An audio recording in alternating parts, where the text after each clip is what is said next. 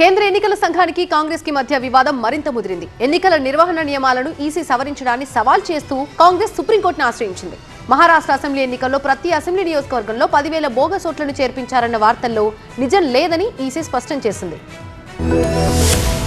ఎన్నికల నిర్వహణ నియమాలను సవరిస్తూ ఎన్నికల సంఘం ఇటీవల జారీ చేసిన ఆదేశాలను కాంగ్రెస్ పార్టీ సుప్రీంకోర్టులో సవాల్ చేసింది. ఎన్నికల ప్రక్రియపై నిజాయితీ వేగంగా తుడిచిపెట్టుకుపోతోందని, దాన్ని పునరుద్ధరించడంలో సుప్రీంకోర్టు తోడ్పాటు అందించగలదని పిటిషన్ దాఖలు చేసినట్లు కాంగ్రెస్ ప్రధాన కార్యదర్శి జయరాం రమేష్ తెలిపారు. ఎన్నికలకు సంబంధించిన ఎలక్ట్రానిక్ రికార్డులను ఎవరైనా తనిఖీ చేసేందుకు అనుమతించే నిబంధనల్లో ఎన్నికల సంఘం మార్పులు చేసింది. పోలింగ్ కు సంబంధించిన సీసీటీవీ ఫుటేజ్, వెబ్ కాస్టింగ్ రికార్డులను, అభ్యర్థులకు చెందిన వీడియో రికార్డులను తనిఖీ చేయకుండా నిషేధం విధించింది. ఎన్నికల సంఘం సిఫార్సు మేరకు ఎన్నికల నిర్వహణ నిబంధనలను కేంద్ర న్యాయశాఖ సవరించింది.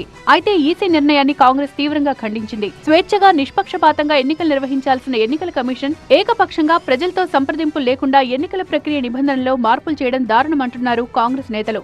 అయితే ఎన్నికల నిర్వహణపై కాంగ్రెస్ చేసిన ఆరోపణలను ఈసీ తోసిపుచ్చింది. మరోవైపు మహారాష్ట్ర అసెంబ్లీ ఎన్నికల్లో ఎలాంటి అవకతవకలు జరగలేదని ఎన్నికల సంఘం స్పష్టం చేసింది. ప్రతి నియోజకవర్గంలో 10,000 బోగస్ ఓట్లను చేర్పించారన్న ఆరోపణల్లో నిజం లేదని కూడా ఈసీ స్పష్టం చేసింది.